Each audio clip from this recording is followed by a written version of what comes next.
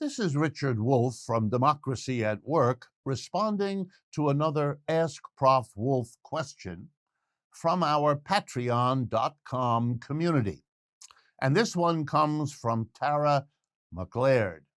Tara asks an important question, and I want to really thank her for sending it in, because it shows me that more and more of you who send us these questions are concerned with how we get out of the mess that so often I'm describing in responding to your questions.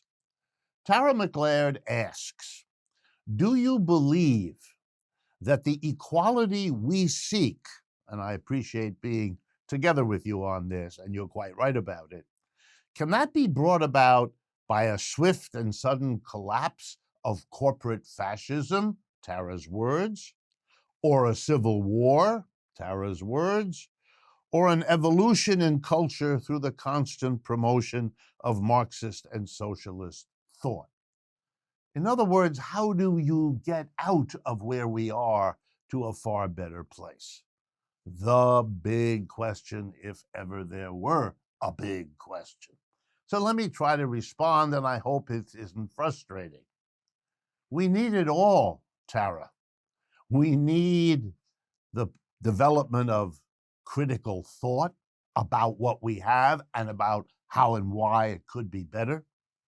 We need struggle with people who don't want us to go there, who want to keep the system the way it is because they think it's the best or it simply benefits them.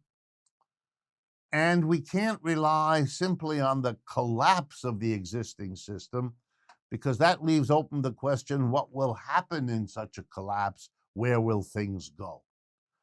So we need it all. Yeah, we need the collapse of the institutions that are keeping this system going. We need struggles with those who want to keep the system.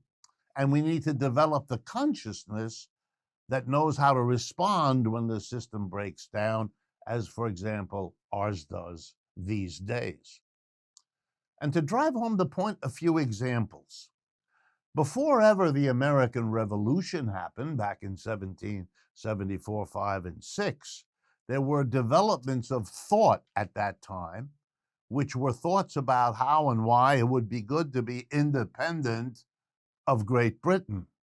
There were thoughts and criticisms both abroad and in the then colonial United States about what was wrong with the British Empire and what was very bad about being a part of it. So there was lots of development of critical thought. Then there were also developments in England that made the British Empire weak, unable to do many of the things it once had been able to do, a breakdown of the existing institutions. And then there was a struggle, the War of Independence, between those who lived here and wanted to keep the British Empire and those who didn't.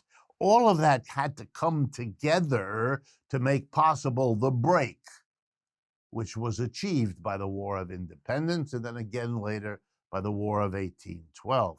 The same is true of changes in ways of thinking in the 18th century, building up before the French Revolution, the polarization of French society, the degradation of the regimes of the absolute monarchs, Louis XIV, Louis XVI, and so on. And it was true in Russian Revolution. You had the development of Marxist and revolutionary socialist thought across the 19th century in Russia, building up a kind of consciousness. World War I, which broke down the ability of the Russian government to keep things going and of Russian economy to provide land, bread, and all the basic things Russians needed. So you need it all. And you know, it's possible to give you examples from the United States as well. The people who love and believe in capitalism, private enterprise, the market, letting enormous inequality blossom in this country, as it always has, but particularly in the last half century. Those people have built all of this to serve their interests.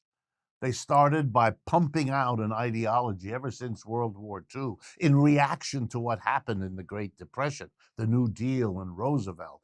These right-wing ideologues celebrate the market as if it were some perfect engine of economic well-being, which it never was, and which it certainly isn't today, and hasn't been for these 50 years for most Americans. But they pushed it, and they found allies to work with, people in the religious community, particularly fundamentalist religious community, people in the gun community, in the abortion prohibition community. And they went around and they captured a political party, didn't they? The Republicans. So now they've got a part of the civil strife in the country, the Republicans, organized to be very pro-capitalist, to hold on.